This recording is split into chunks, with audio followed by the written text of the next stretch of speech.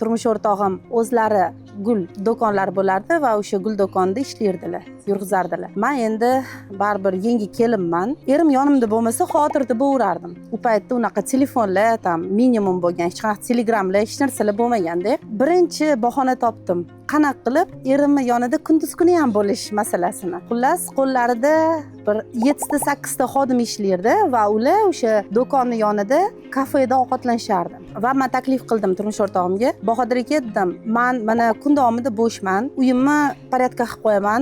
Sanjar уже bor, Sanjar уже tug'ildi. Bo'sh vaqtim ko'p, shuning uchun nima deysiz, agar menga ruxsat bersangiz, men sizni xodimlaringizga ovqat pishirib, obedga olib chiqsam derdim. O, yaxshi ideya dedilar.